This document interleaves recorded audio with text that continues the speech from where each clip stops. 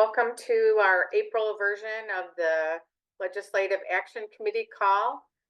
I'm Lisa Chapman, and I'm the Director of Public Policy, and together with Eric Huffnagel, our CEO, we'll run through the latest happenings and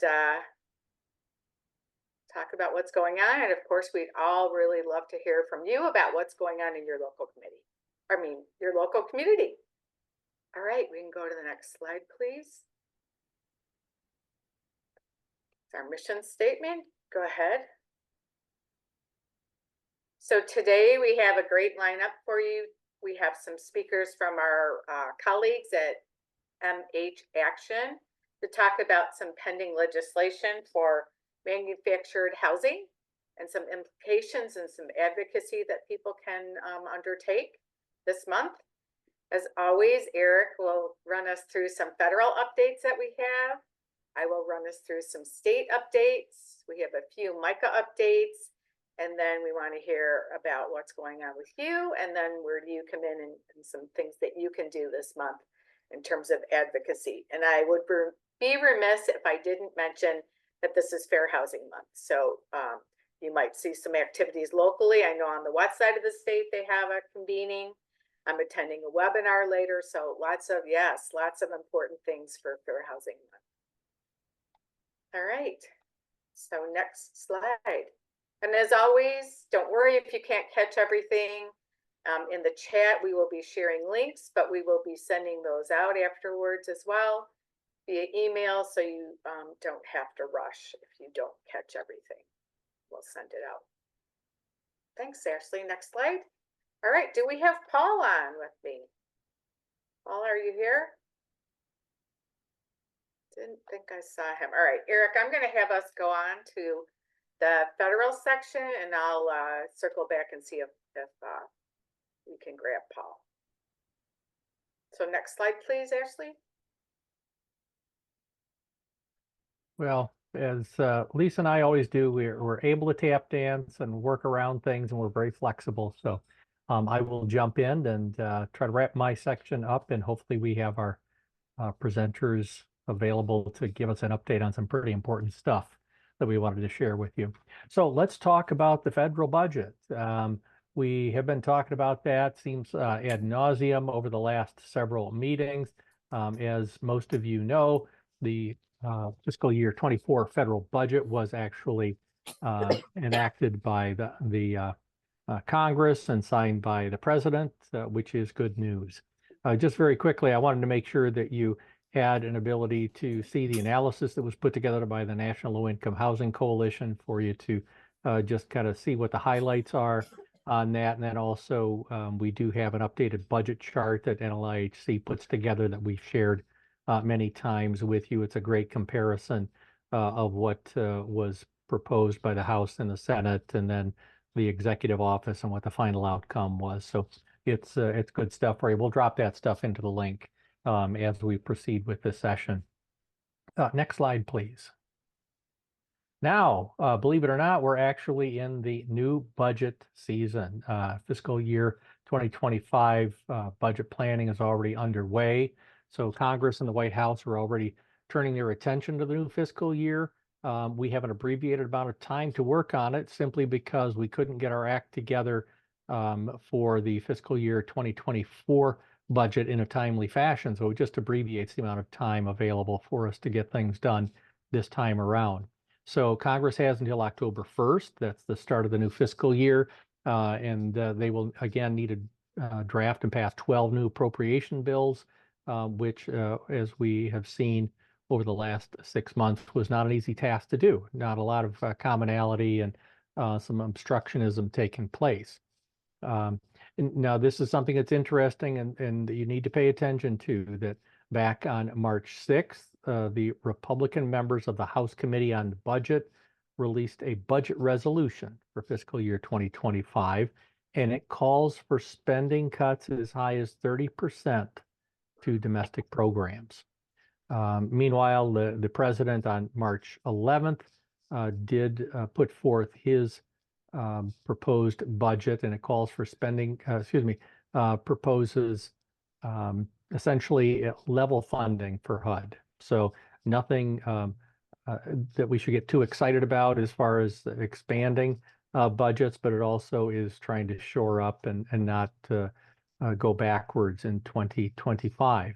But this is something that's interesting that's being added in the discussion, and that is that the president's budget is requesting mandatory spending that would invest 258 million in affordable housing, vouchers, and other vital programs. And the reason I'm saying this is significant is for those who don't remember or aren't familiar with this, mandatory spending is also known as direct spending and versus discretionary spending. And so that is mandated by existing law. So instead of discretionary spending, it is marked in existing law or would be. And examples of that mandatory spending include federal entitlement programs like Medicare, Medicaid and Social Security. So what it does is basically help to protect and ensure that by law, those funds are going to be made available versus the discretion of Congress to arbitrarily at times adjust those levels. So keep that in mind. The challenge with that is it's not a proposal that has a lot of political backing right now through Congress because it is split. You do need to really work hard to have a bipartisan support for it. So that is really initial overtures on this, and we'll see a lot of conversation taking place down the road, but that could really be a game changer for us if we do see that mandated through existing law. So let us see. Just wanted to let you know we do have a link that we're going to be dropping in for the president's fiscal year 25 budget. And we also have a new budget chart. Yay, I love NLIC budget charts. So there's a new one put together for fiscal year 25, and we'll drop that link in the chat as well. So next slide, please. This brings up then the importance of us looking at the 2025 budget and the actions that we need to take. As you know, as I just said, things need to be wrapped up by October 1st, and there has to be an agreement put in place, but we have to keep in mind that the appropriators need to draft their fiscal year 25 spending bills according to the limitations that were put in place of the Fiscal Responsibility Act. And just to reacquaint you with that, that was an agreement from 2023 that allowed a rise in the federal debt ceiling for 2 years. And in exchange for that, there was a cap on the fiscal year 24 spending at roughly the fiscal year 23 levels. And it allowed for spending increases of only 1% in fiscal year 2025. So it was, bargaining to go beyond what the debt ceiling was at that time. And then it allowed for some increases in spending, but it locks in only a 1% increase in fiscal year 2025. This is where it's appropriate to remind you that your advocacy does make a difference. And I want you to think in terms of what was recently concluded for fiscal year 2024, that the advocacy that took place by you and others was really important because there were programs that were facing cuts of 25%. But HUD actually received increases of funding in the final spending bill. So your voice matters and can make a difference. So I'm just putting down that gauntlet again for you to be thinking about that. So I wanted you to just be aware of what the actions are that are being called for by the National Low Income Housing Coalition that we do agree with, relatively consistent with what we saw in the fiscal year 2024 budget requests that we're looking for full funding to renew all of the HCV program vouchers.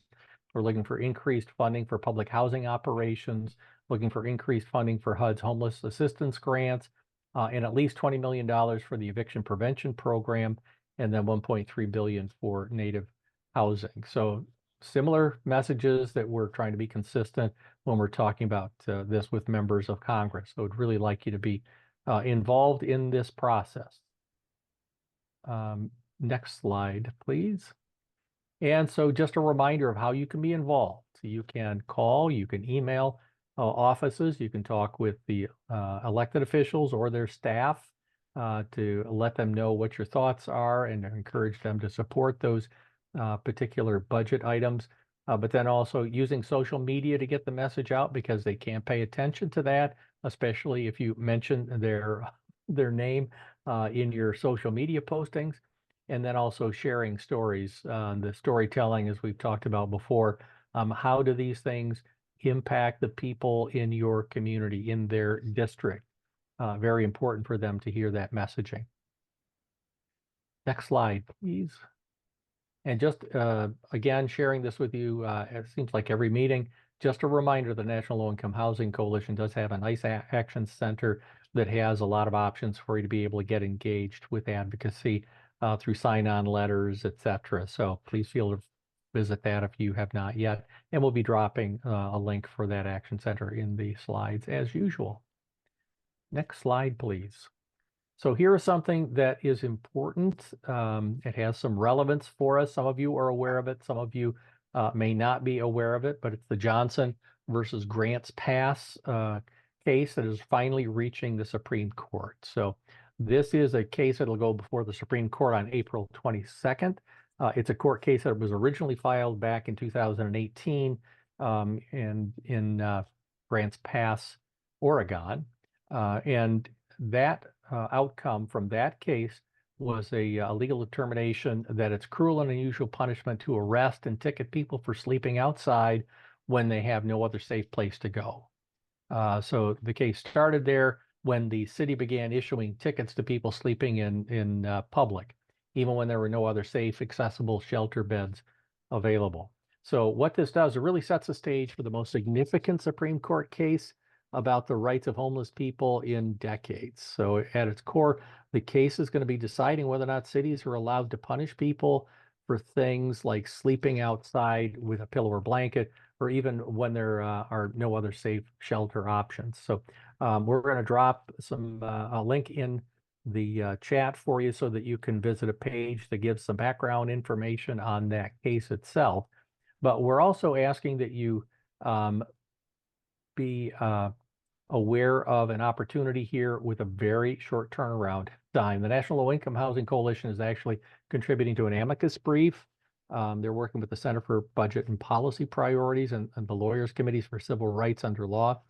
And what they're doing is putting together an amicus brief, and they're asking for people to sign on to that. So this is the most important Supreme Court case about homelessness in the last 40 years, as I've said, and will have longstanding implications for people who live outside. So there is a deadline for sign-ons that is close of business Monday, April 1st today. And no, that is not an April Fool's Day joke. It's a very short turnaround time. So if you have an opportunity to participate in this, if your organization is willing and able to do so, that can be done very easily.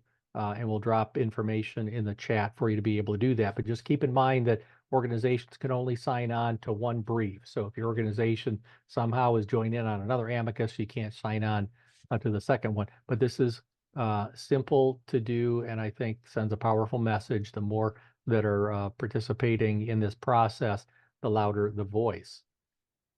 Then also wanted to mention the National Low Income Housing Coalition is hosting a April 9th webinar that's going to be talking about this case, so you can get a little bit more background on it. But then also some exciting stuff that's happening through our partners with Housing Not Handcuffs. There is a rally that's going to be taking place on April 22nd. That's the day that the Supreme Court is going to be taking oral arguments. So there are going to be a lot of folks getting together on site, on the steps, to rally, to show their support for the case. You all are welcome to attend. We'll have some information that we'll share about that. But keep that in mind if you want to make a road trip from 8 until 3 that day. Folks are going to be gathering on the steps of the Supreme Court building. They're also going to be hosting a week of action nationally. We'll drop a link into their page. I don't know if there are specifics that have been identified yet for what those activities are, how you can get engaged, but we'll pass that along again, what we have to get to Housing Not Handcuffs page about this. So really encourage you to be participating in this if at all possible. I do see that Anna, you have your hand raised. Did you have a question about this, or did I go so fast you're Yes. asking No, about the budget? no. You are zooming. Yes. No pun intended. Um, but sorry, I was gonna say, so I was trying to look back at, I think it was the last house call in which the individual attorney, one of the attorneys with this yes, gave us an update. Yep, it was the last house meeting. I was looking back through my otter on 311 that I have. Speaking about this this court case. And thank you for reminding to sign on. Can individuals sign on? Eric, I'm sorry, was that a question? If it are was an individual? individuals able to sign on? I'm only familiar with organizations being Organizations? requested to do it, but that I doesn't do mean have his that's email. accurate. If you go to the I page, have his email I can ask okay. too. Oh, sure, But sure. then one other thing I just wanted to throw in there because it's something I've brought up before about obviously criminalization and homelessness. Something to think about because Michigan's just crazy a little with our you know, you don't have the money to pay for things like driving. I, as you guys know, I almost lost my vehicle. It was impounded for driving. I mean, it then puts people in a further situation because if you know lose the vehicle, you're going to end up on the street. And um just things to think about, especially with Michigan's big huge crackdown. Your license is not up to date, or your plates, or whatever it may be. um it just it's just a whole cascading um thing that occurs, and Michigan's just gotten a little bit out of control with this, especially here in Grand Rapids. And so or well, the Kent County area. But I was just throwing that in there because it's you lose everything. You lose that. If I didn't get that out, which was a big deal, Mhm. um and I had to ask a big favor. It was like almost $600. Right, That would be me. right, which is just out of reach for people. Absolutely. Yep. So just a So reminder, the voices are being shared with these things, and they do matter. yeah, appreciate that. And certainly when we think about the impact that this could have on the state of Michigan and other states as well, is that ultimately what it would do is force communities to be thinking about how they're investing in resources to address the issue of homelessness rather than to simply um, sweep it under the rug or move it down the street a bit, which is ultimately what happens with the legislation at the local level through ordinances. So this will really be a significant moment if indeed the Supreme Court finds in favor of supporting the outcome of the Johnson versus Grants Pass original case from 2018. Thanks, Eric. And I also, Anna, did want to respond to your question about the resignation of Secretary Fudge. And so I don't know the name of the person, but I'm pretty certain that they have like an interim person and are making plans to figure out, what to do. Because I know she gave a very short, I think 2-week time frame before she was going to retire. So I'm sure they're, figuring out what they're going to do. So Amy's posting in the chat about if you want to sign on to the amicus brief or friend of the court brief, you can contact Eric Tars at Homeless Law or Will Knight. And thanks, Amy, for that. I couldn't find the actual link for the sign on either. So, Oh, I've got it. So I'll okay, drop it in the link. pop it in there. I'm I going to didn't. take care of that then when you're speaking, Lisa, or if our other guest speakers have arrived, and I'm not Fabulous. sure if they have. Great. Are they here yet? No, they're not. But Okay. I'm going to just run through a couple of the, talk about the bills that they wanted to talk about, and then we can send out something and follow up. So, Great. Ashley, if you don't mind going to the guest speaker page back a little the other way, please. Before Eric's section. There we go. Oh, one more. There we go. Thanks. Appreciate it. So I just wanted to make you aware of, you know, some bills that have been introduced, and our friends at MH Action were going to come on and talk about them, and I'll put this in the chat there. Senate bills 486 to 492 and companion bills in the House with those numbers that govern manufactured housing or mobile home parks. We're getting a little feedback, so can everyone? Oh, Paul, there you are. Oh, hi. Sorry. Forget what I said. Here's Paul. Glad to see you.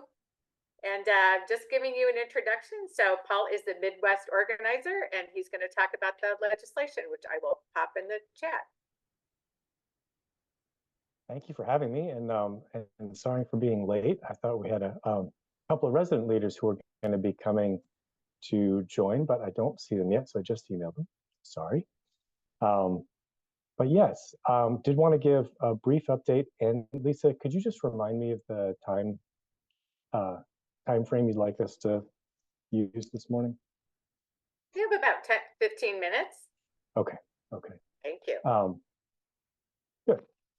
So there's a package that has been introduced both in the state Senate and state House. As Lisa said, in the state Senate, it's Senate bills 486 through 492, although it's actually the ones that have been taken up are 486 through 490. And those cover a whole wide array of parts of the Mobile Home Commission Act that haven't been updated since it was written in 1987 or something like that. It would address a number of issues like I think the big one that a lot of people are keeping their eyes on is it would require manufactured home community owners, the companies, if they're going to raise rents above the rate of inflation, they would need to bring that to the Manufactured Housing Commission, the Mobile Home Commission, and justify it with actual costs related to operating expenses, capital expenses, and a reasonable rate of return. So there's no cap on rent increases, there's no rent control, but there is rent justification. That's recognizing the fact that folks who live in manufactured housing communities are many are in effect trapped. And so similar to the way folks deal with utilities, where your only choice with your utility company is they have basically an effective monopoly.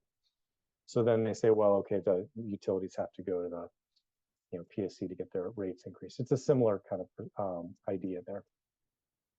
But it also deals with all of the kinds of junk fees that are added on, that these kind of predatory companies add on.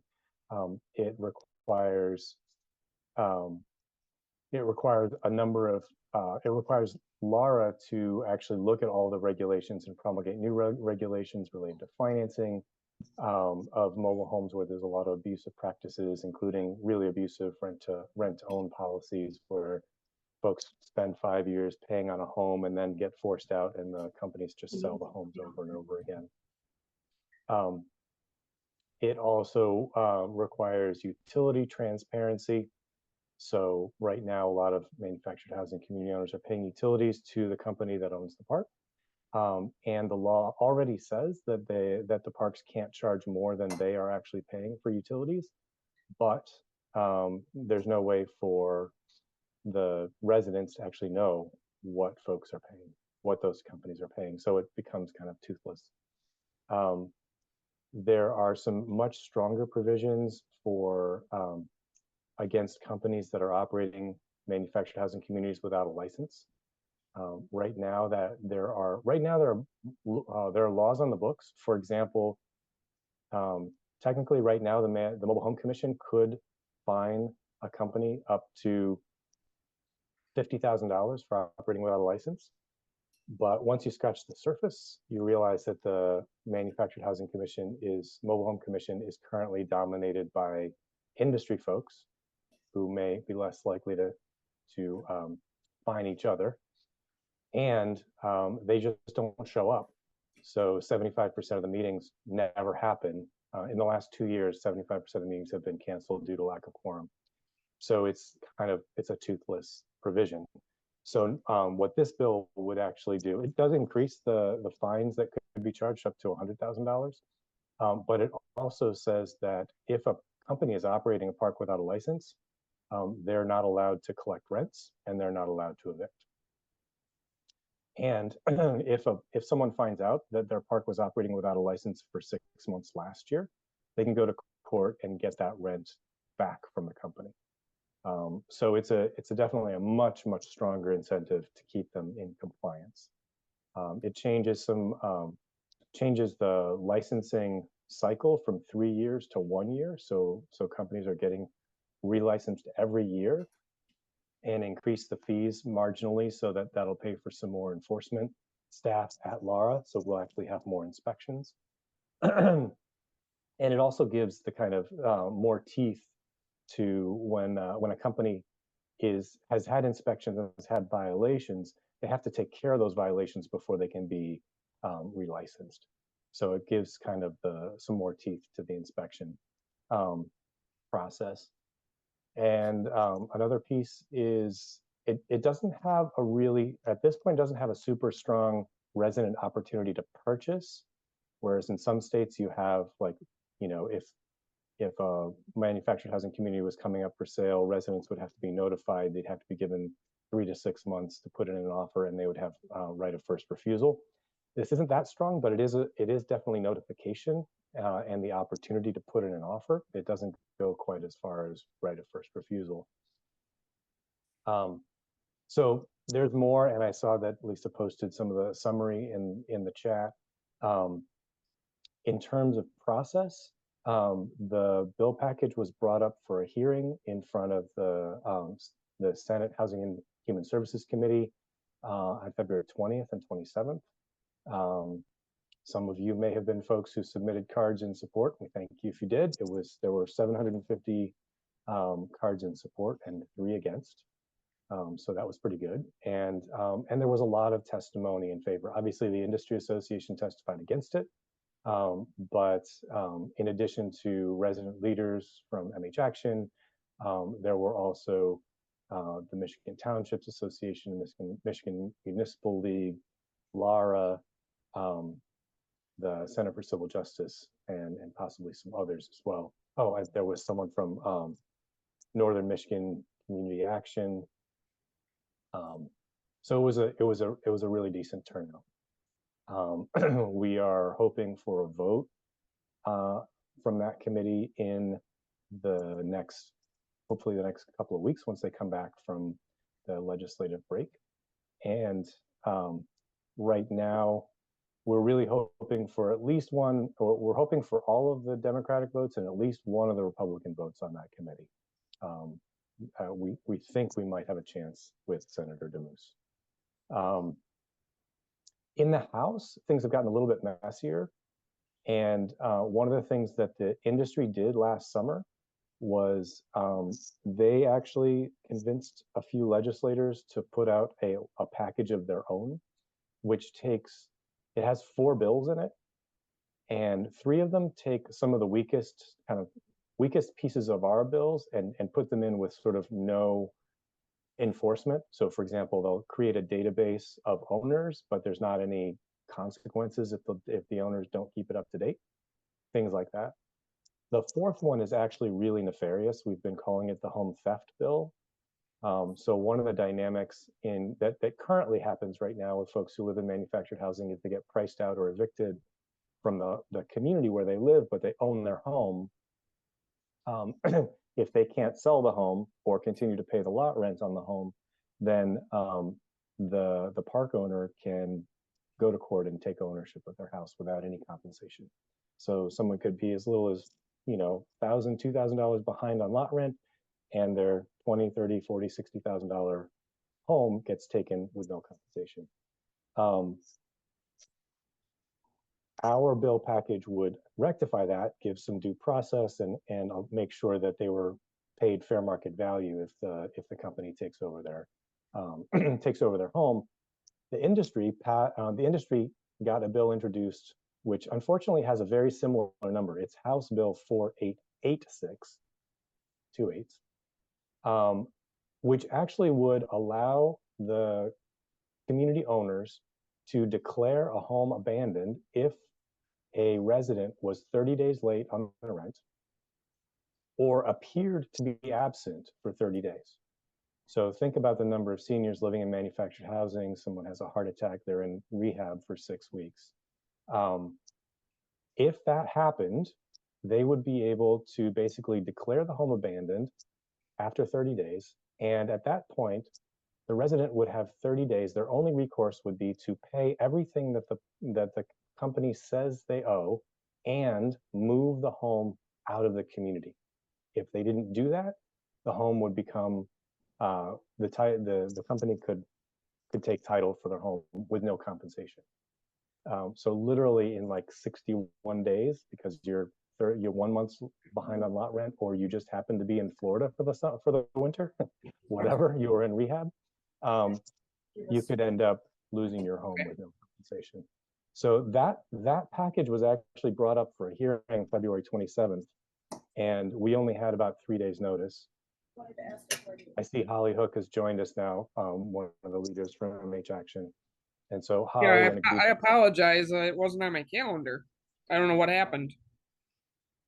So I was just giving them the lowdown and the basics on the bill package and the process. I talked about the Senate committee hearing and the House committee hearing. And in about 3 days, about 150 people were able to get cards in opposing that bill package. And we got some very strong testimony. And there's still some kind of machinations happening in the House that we're trying to understand, where the industry association that actually negotiated this initial bill package, and now we're trying to move the goalposts. I see someone, Anna's got her hand up. Yes, hi. Paul, I just wanted to share with you subjective. So that is subjective. As a nurse, number one, subjective, objective data. So subjective appears to be, I'm someone who is single without kids. I could appear to not be around. That's subjective too. So that is something I would bring up, or really take a look at, that you can't measure it. It's by discretion and opinion and not fact. Exactly. And that just stood out to me huge, because like you said, and I've worked long-term care, I've seen, somebody falls on the ice. I mean, that happens a lot with the elderly, but that whole subjective is something that I would really narrow down to, because obviously subject to interpretation and opinion. Yeah. Holly, did you want to add any response to that as well? No, I've heard a lot of people tell us that the stories are the strongest part of what we have. So. Yep. Thank you. I appreciate that, Anna. Yeah, that was definitely part of both the subjectiveness of the criteria and the total lack of due process. So they can make a subjective decision or subjective judgment, and then the consequences, there's no recourse for people. So that's definitely something that folks heard a lot about. Once we're done, I can also post we have some YouTube playlists of the testimony if folks would like to see that. And we will be, so Holly and a group of about 20 or 25 others are going to be in Lansing, April 23rd to the 25th, meeting with legislators. Our hope is that the bill package can be brought up for a vote in the Senate Housing Committee and then on the Senate floor in April and May, and move in the House as well. And so a lot of what we've been doing is directing attention to Senate Majority Leader Brinks. She obviously was supportive enough to allow it to come up for a hearing. and then asking her to do that next step and bring it up for a vote. So anyone who'd like to help us in that process, we'd love to have your help. Great. Thanks, Paul and Holly. And if you send, if you have action oriented, messages, we can blast them out as well. Well, thank you. Thanks. Anyone have any other questions about the bills or the topic? All right. Well, You thanks, Ann. If you want to pop that in the screen, that'd be great. In the chat, I mean. Thank you. All right, Ashley, you're getting us back to. Thank you. All right, now we're talking about a few state updates. Hiccups. Oh my gosh. Yep. I'm just going to make sure everyone's on mute. Our source of income protections, really no update there. But the really urgent message is we need your advocacy to do some outreach to Kelly Breen, who's the representative and chair of the Judiciary Committee where the legislation is assigned.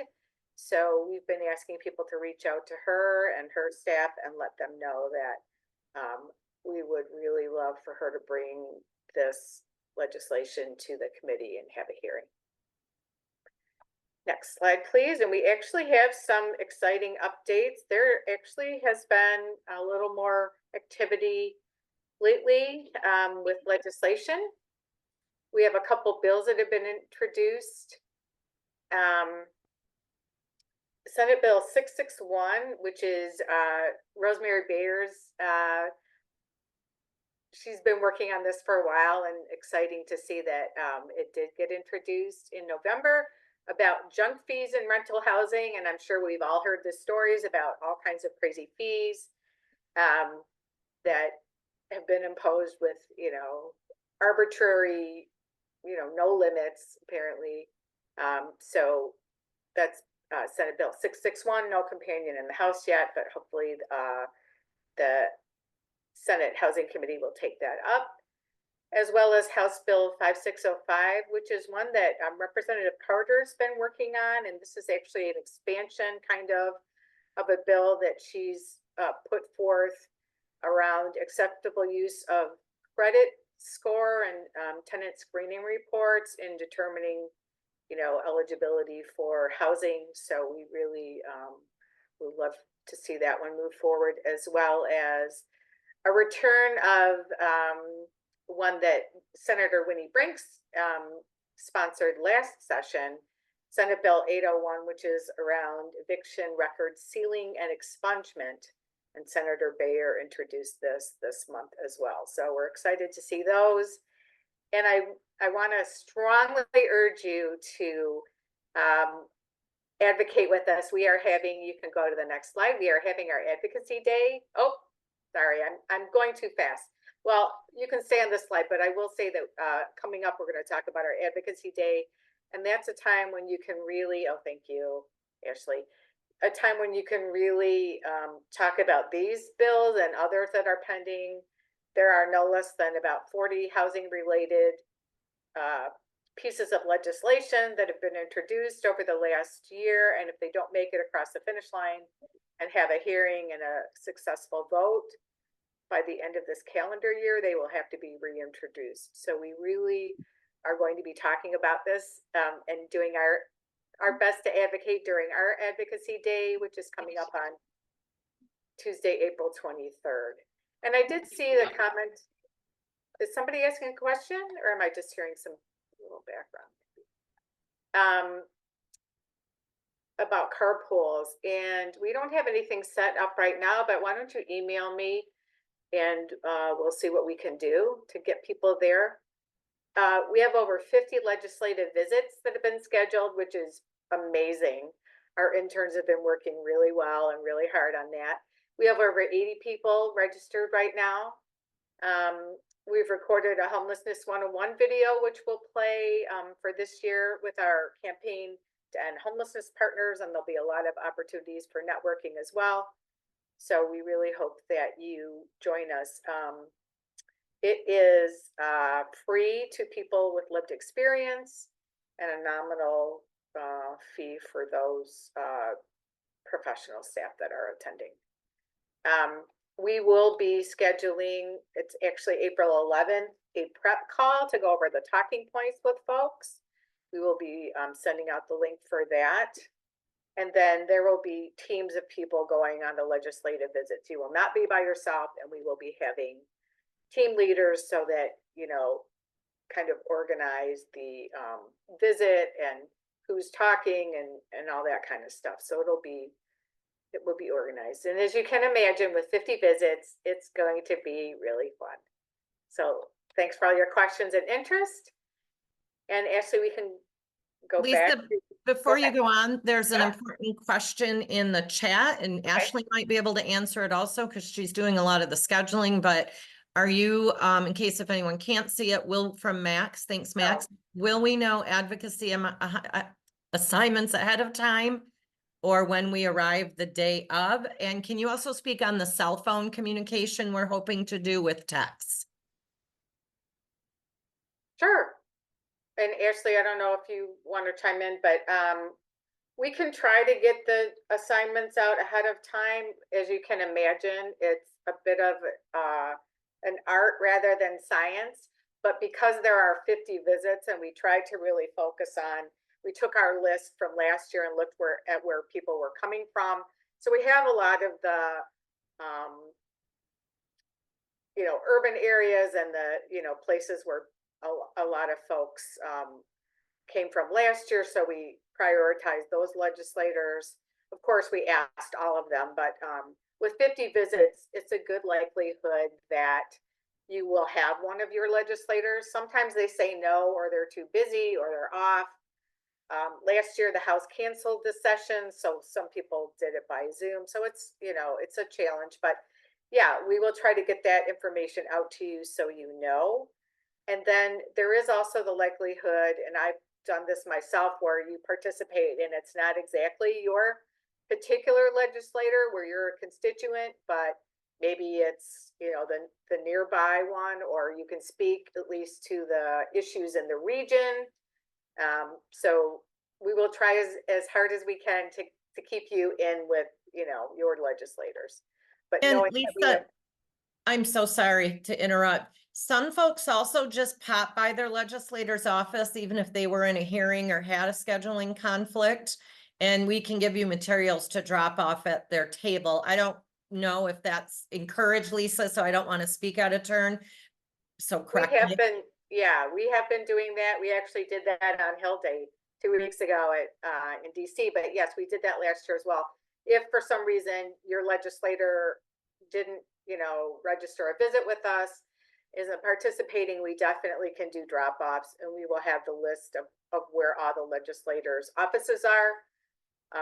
It's pretty easy to find them, but yes, we highly encourage at least popping your head in there, and sometimes you can get to talk to a staffer if the member isn't available. So that's a great point. Thank you, Amy.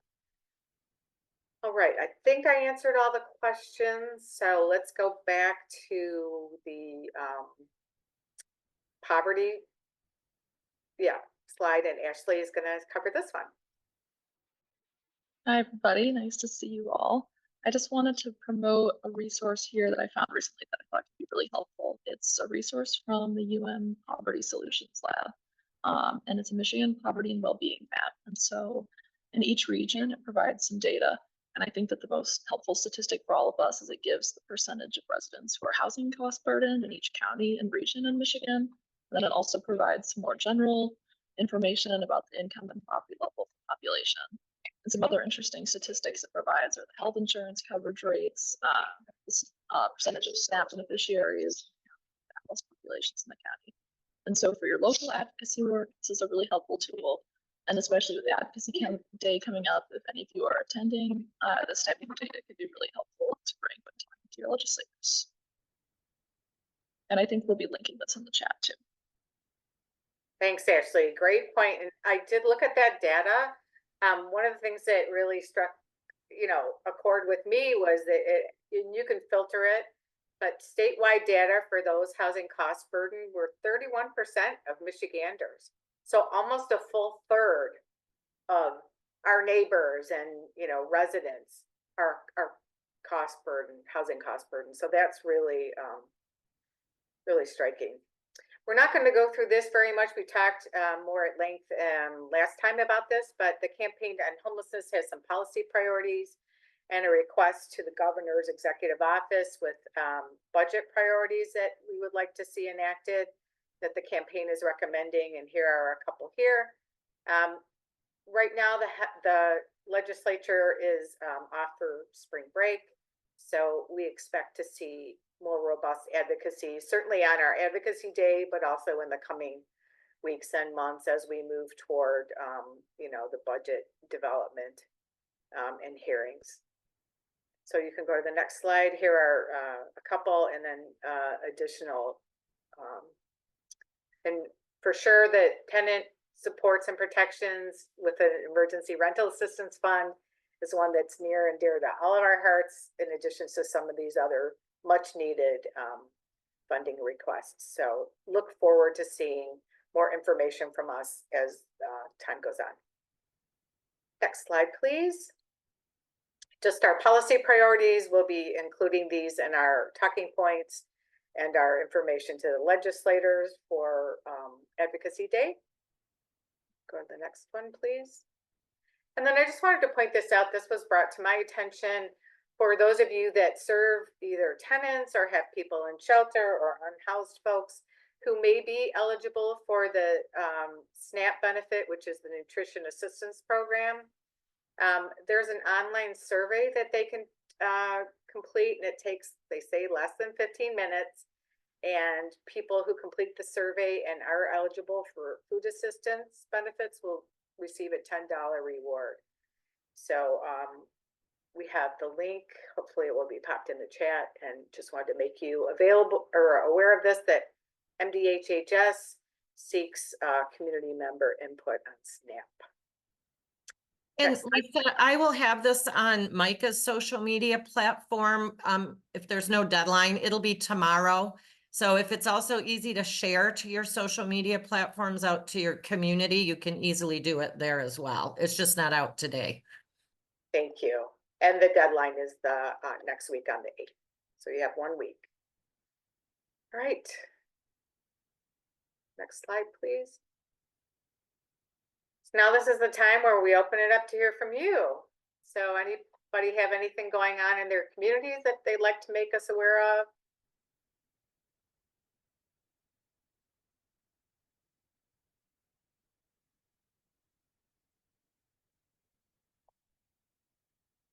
I don't hear anything from anyone. Hopefully, oh, Lisa. Hi, Lisa.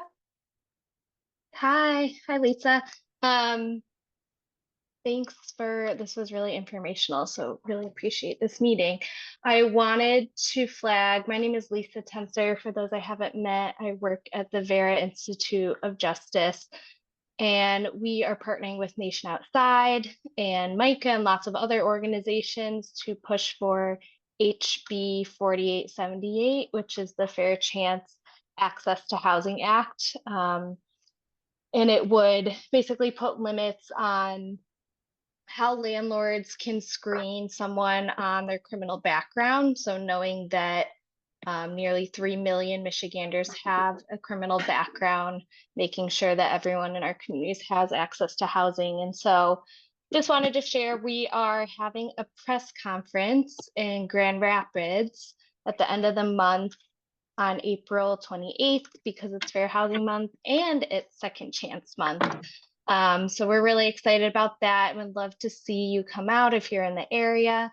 So I can send over the flyer once we have it. But yeah, just want to put that on people's radar, and I'll put my email in the chat as well. So thank you. Thank you, Lisa. Appreciate it. And I did put the bill number in the chat, but yeah, if you have anything else, and we'll blast out the information when you guys get your flyer. I did want to just note to people that is a Sunday, because I was looking at, oh, the 28th. But so for those of you on that side of the state or willing to be over there, it sounds like a really great opportunity. So thank you. Anyone else? All right, let's go to the next slide. We have a couple more updates for you. Ashley. All right, this one is my update here. So I just wanted to announce again, we talked about this a little bit last month, but we're partnering in 2024 with NLAHC for their Our Homes, Our Votes initiative to try to increase voter turnout among low-income unhoused individuals across Michigan. And so stay tuned for this. This is a planning process for us right now, but we'll be putting on a variety of voter registration events across the state. Shelter housing, Project Homeless Connects, PHAs, etc. We'll also be doing voter education, and our candidate survey will be returning in 2024, which is a voluntary survey we send out to all of the candidates in the November elections and get their opinions on different housing related matters, and then that information becomes public. And so if there's any events that you know of, or at your organization, if you would like to have some voter registration, have our presence, and be doing registration and education tailored to low income and unhoused individuals, we have information about how unhoused individuals without IDs can vote. Please email me. I'll drop my email in the chat, and love to hear from you and coordinate on some possible events. Ashley, it was a little hard to read, hear you, somebody in the chat. Oh, okay. So I think just to follow up, Ashley will summarize everything that she said, and I always do a post-LAC follow-up email that most of you get. We'll send something out in writing too. Thank you. Thank you, Amy. Sorry. Yeah, a little sound. It could be your connection. But just so we'll be out and about this spring and summer with our Homes, Our Votes work. So if you have anything going on, we'd love to connect with you, as Ashley said, to try and do some in-person stuff, as well as we can do remote things too. A training update from us. Next Tuesday, we have an in-person training, which some of you said you were highly interested in. The topic is navigating difficult client interactions in a client-centered way. And that is going to be in Monroe at the Opportunity Center, and the information is there at 10 a.m. and with presenters Amanda Barat and Jessica Edel, and it's $90 for the general public to attend that. So I want to make you aware of that as well. Next slide, please. And Lisa, I'm sorry, this is Amy. It's also, as you all mentioned, Fair Housing Month. So on the blog link that I just dropped in is both the paid training and then also our free April training that centers around Fair Housing Month. That link has all the upcoming training. So if in-person or paid is not your jam, the free one is in there as well to sign up. And I'm sorry, Lisa, to interrupt, but I want to make sure they knew the free one was available also. Great, perfect. And then the last slide. We just appreciate you. We appreciate your joining voices with us and action, and would really love to see you and the people that you work with and the people that you support at our Advocacy Day. This will be a really important spring for all of us as we really hope the legislature gets back to full force and really takes up some of the work that we're hoping that they do. So look forward to much more communication from us and partnership, and we'd love to hear from you. So take care. Thanks for joining us today, and have a great April. And thank Thanks, you. We have everybody. a record turnout today. At one time we had over 40 people. So thank you.